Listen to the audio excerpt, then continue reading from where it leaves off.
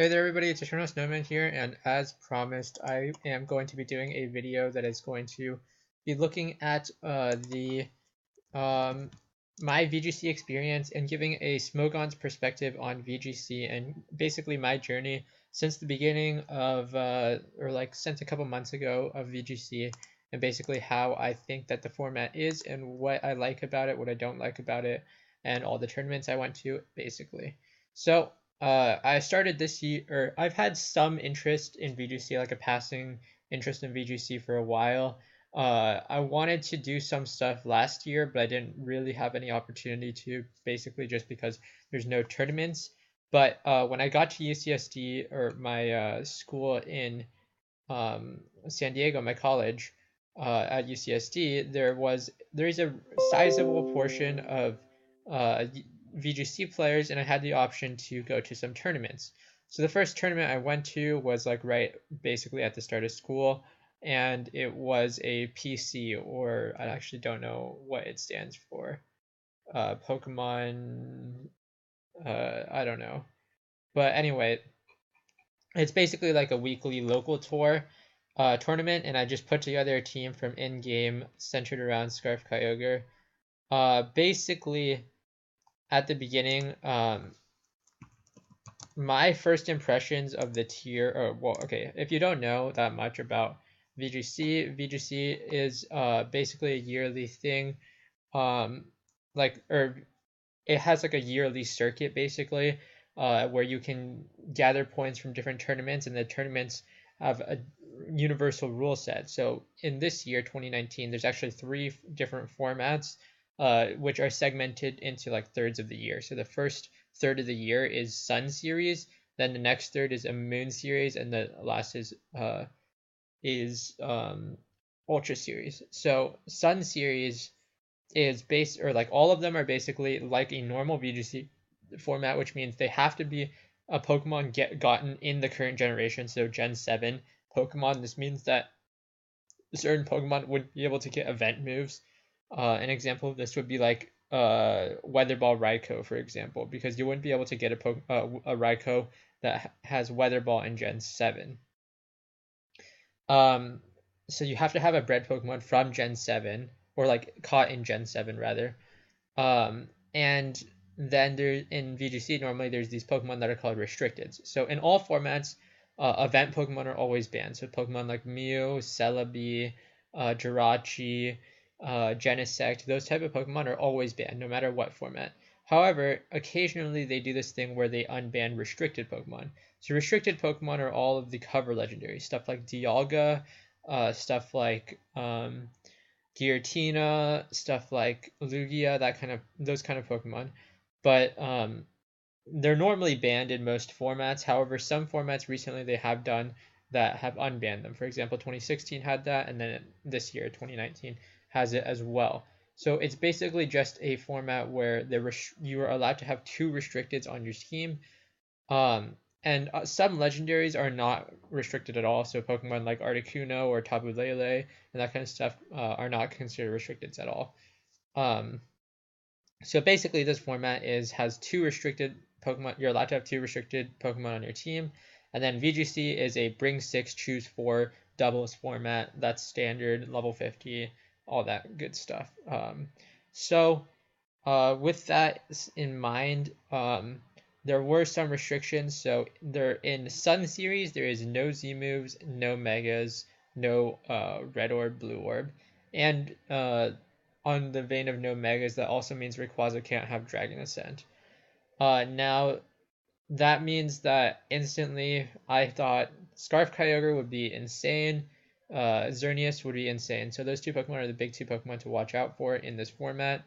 And then going into Moon Series, which will be starting very soon, but basically the second series will be including Z moves, but still no Mega Evolution, still no Orbs, so no Primals, no Mega Rayquaza, that kind of stuff. And then Ultra Series, everything will be allowed, so Z Crystals and Mega Evolutions will be allowed, so stuff like Ultra Necrozma, Mega Rayquaza, Mega Gengar, all that good stuff will be allowed again.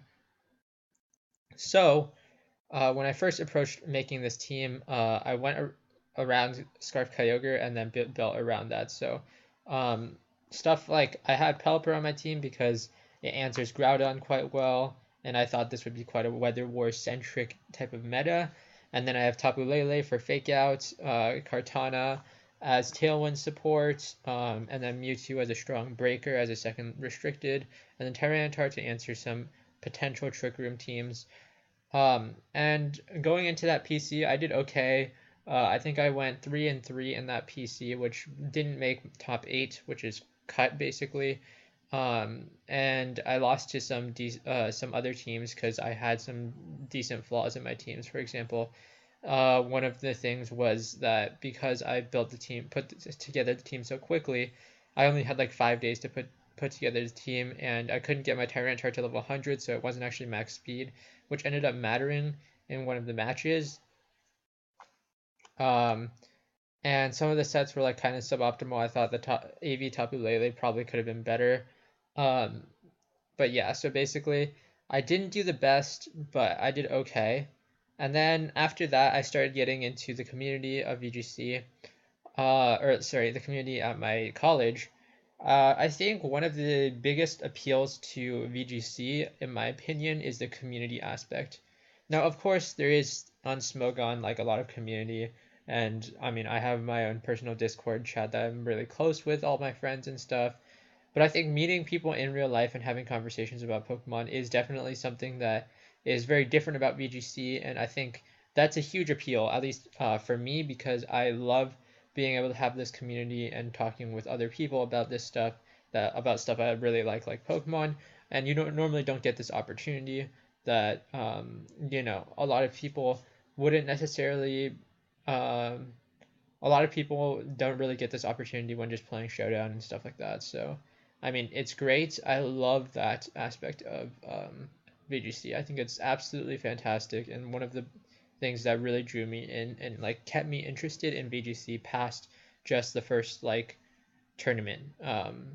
So I actually didn't like. I don't think that playing VGC, especially the format, I don't think it's very interesting.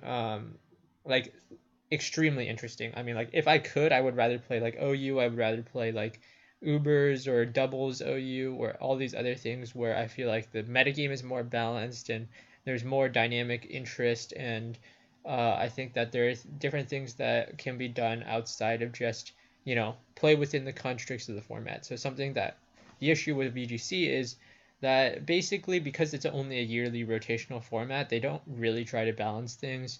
Oftentimes the metagame ends up being completely broken, um, and they don't do anything about it because it's going to change soon anyway, right? So people just deal with it, and then you just win with whatever is the most broken in that format, and you just deal with it.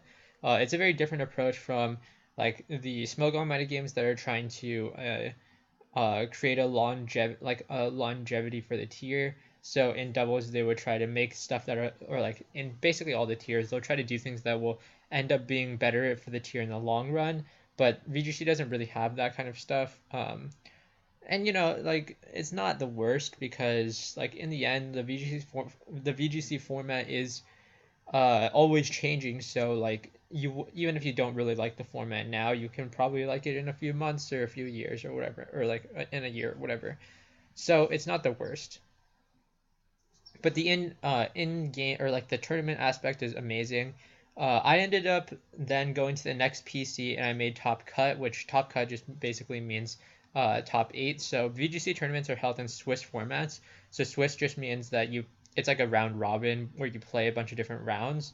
And then based on how well you do, like in your record, and then based on how well your opponents did as well, so that like there's like a record kind of thing for like tiebreakers, then you will seed into like a top 8. And then I made top 8 at my second tournament, which was also a PC, and then I won in the first round and then lost in the second round, mostly because of hacks, but I don't really want to blame it all on hacks. But I actually did end up bringing a different team, something that I'm more is more to my style, I guess, which was this. Actually, I had two different mons here. I had a Clefairy and a Gothitelle in my last 2 slots. I ended up replacing them for various reasons. I felt that Incineroar and Memgus were actually better because, yeah, they provided better support in general and not relied on one strategy. But basically, I attribute my success mostly to the fact that, I mean, compared to most other people, I have a lot more experience playing high pressure tour matches, and when it's in person, the stakes of the matches go up. Even though it's like a pretty small tournament, the stakes of the matches go up because you feel more pressure when you see like the other person on the other side playing, and when it's like that. So I feel like I have a lot more experience dealing with pressure, and also just a lot of experience playing Pokemon. So I did have a slight advantage there. So I did end up finishing top four in that, which was okay. Like in terms of my potential, I definitely think that I could be the best play or like the best player in my area or whatever, or top in my area if as well as if I play to my potential.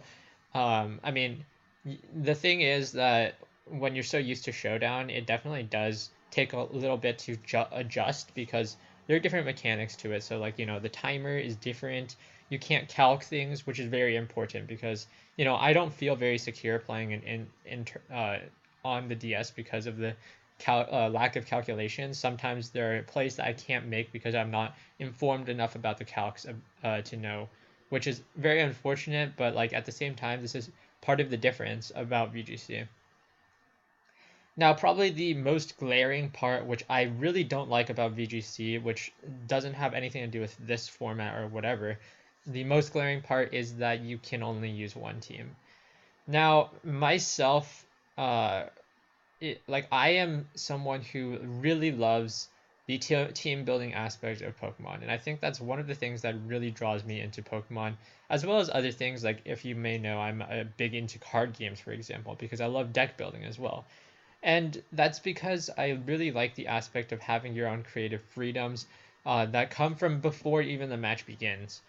Now, I think that VGC eliminates this quite a bit because you don't really have the freedom to use whatever you want. You're restricted to a team of 6, and while you only have to use 4 Mons in a single game, you're playing best of 3. So, in most of these games, or like most of these tournaments, I'm playing 20 plus games, and I have to use the same team continuously. And now I love using different teams and just doing different stuff. So like my prep for best of threes in on Showdown for a tournament set would be definitely having 3 teams before ready, because I feel like the aspect of that is a little bit different, and I personally am not a fan of it, and I think that it would be nicer if VGC allowed you to have different teams available just to use. Like I think that's what makes the experience overall less interesting. Now other people may disagree with me because it requires you to have one team that's very solid and then can deal with a lot of different situations well. Um, but yeah, I think that takes away from the creative freedom, especially because if you rely on niche sets to surprise people, like I have been known in the past to basically rely on sets that are because of a surprise factor that they work.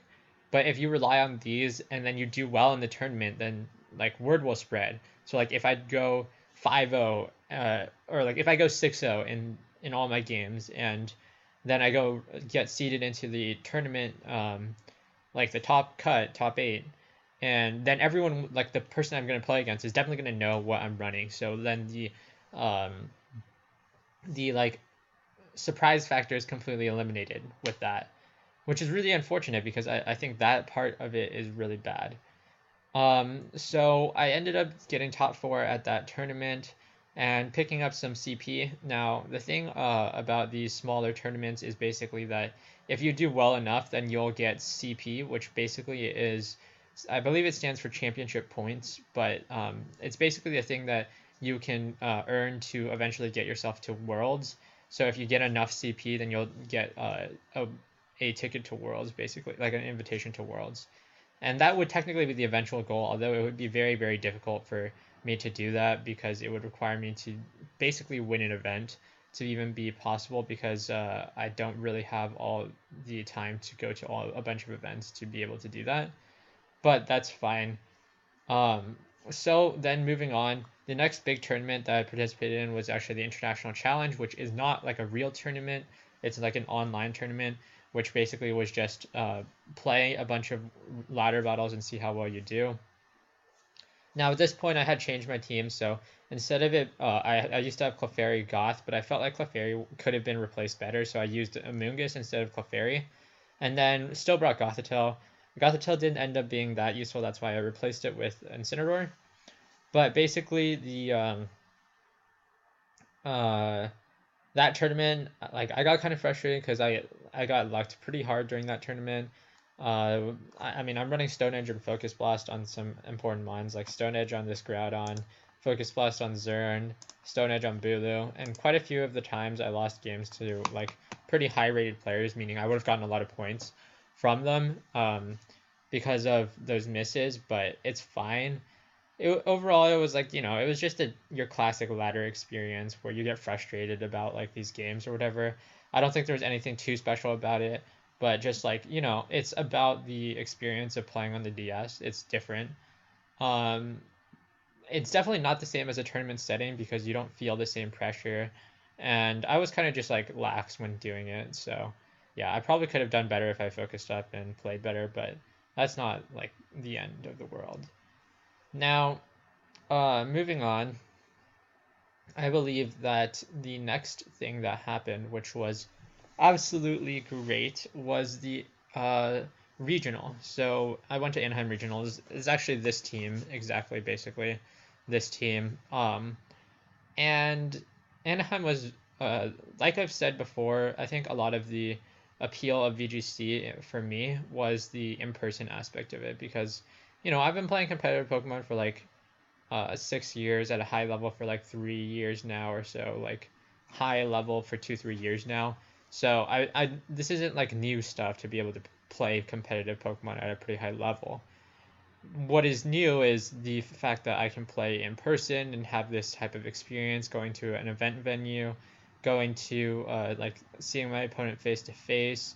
There's definitely a bunch of stuff that goes into it. So I mean, I would recommend that if you have the option to go to a VGC tournament near you, that you at least give the experience a shot once if you're at least even somewhat interested in VGC, just for the experience of doing it, because I think it's amazing.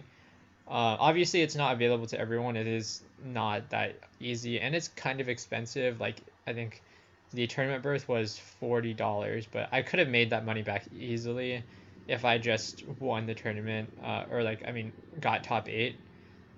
But I kind of didn't play that well. So I was 4-0 at the beginning. So this one was 8 rounds of Swiss. I was 4-0 at the beginning. I had a really bad matchup in round 5, so I lost that one.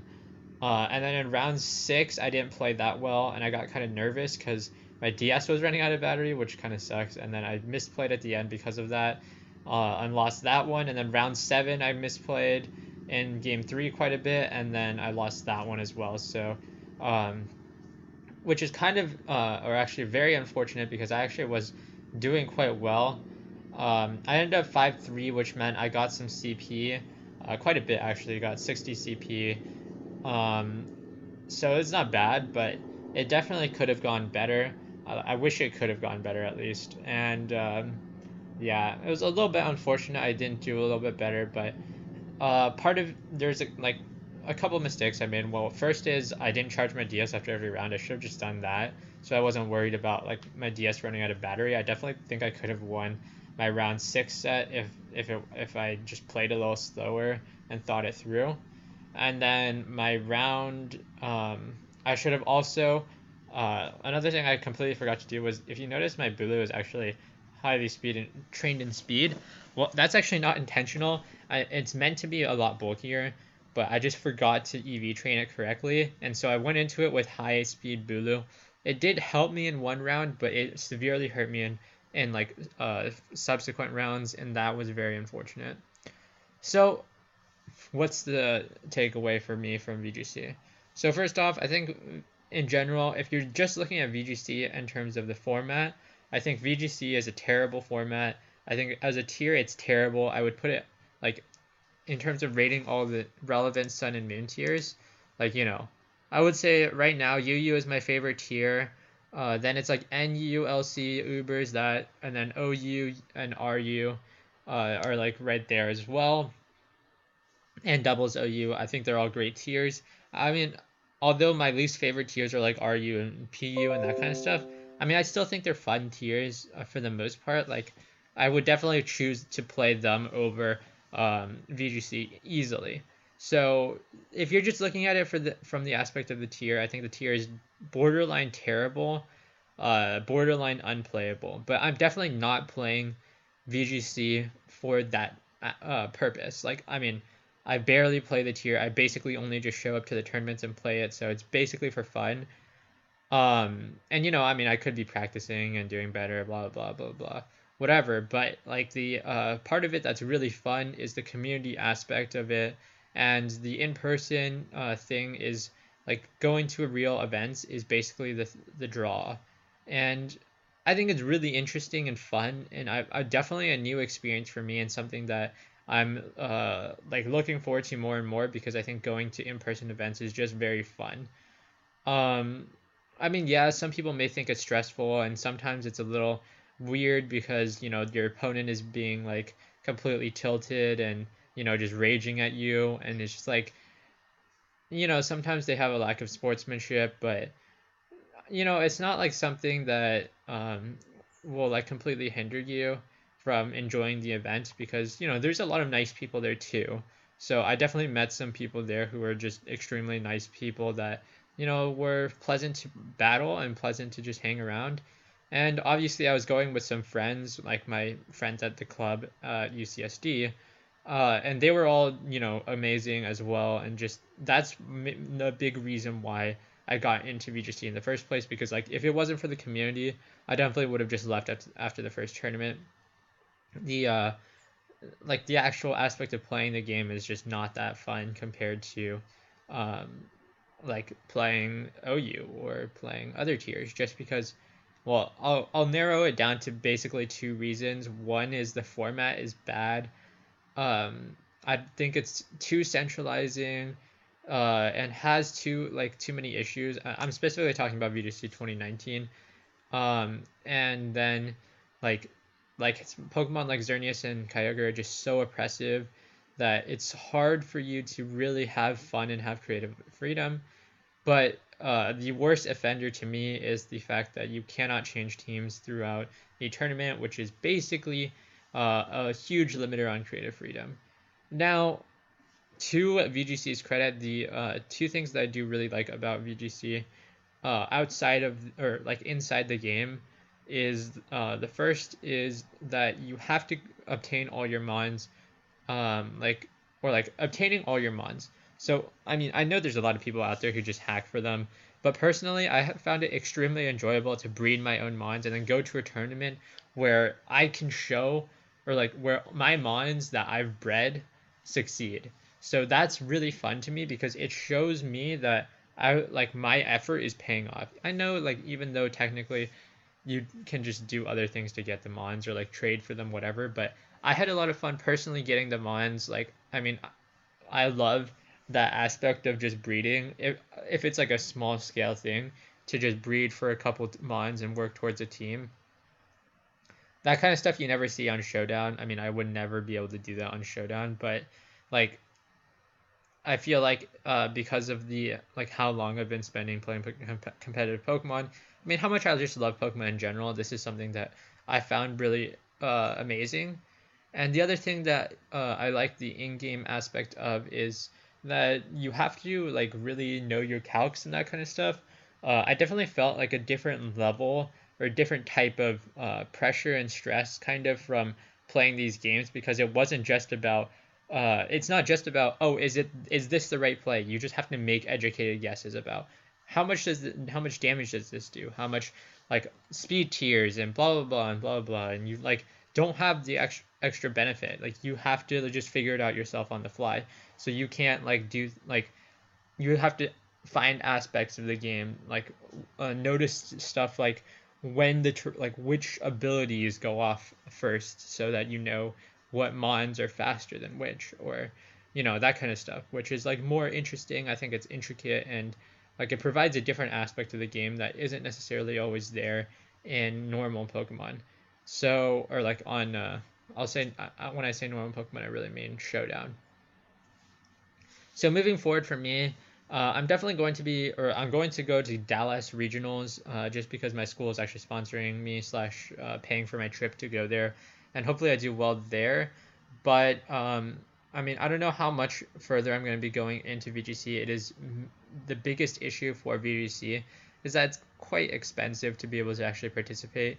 So if I can, do well and win some money, and maybe I can pay for my future trips for VGC, but like honestly, it's mostly just for fun for me right now, and I don't really see myself as like a competitive VGC player in the sense that I'm going to be grinding VGC a lot or whatever. It's just I'm going to show up to the tournaments, play for fun, and that kind of stuff. So that's about it for me. These are my thoughts on VGC 2019 slash just my experience from VGC as a showdown slash Smogon player. And I hope you guys enjoyed, and I hope you guys have the chance to check out some VGC for yourself. And I'll see you guys next time for some more videos, for announcements actually. TLT stuff still going to be happening on a weekly basis. I'm sorry I didn't get to, the stream didn't actually get to show my match last week, which if you guys wanted to see that, unfortunately, they weren't really, it wasn't really a convenient time for MJ, and I didn't really have any other time I could play.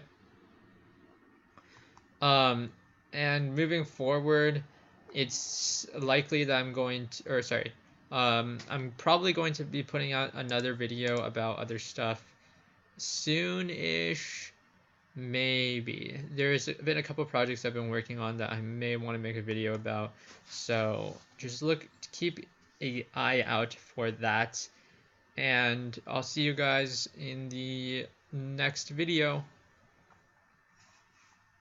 Bye-bye.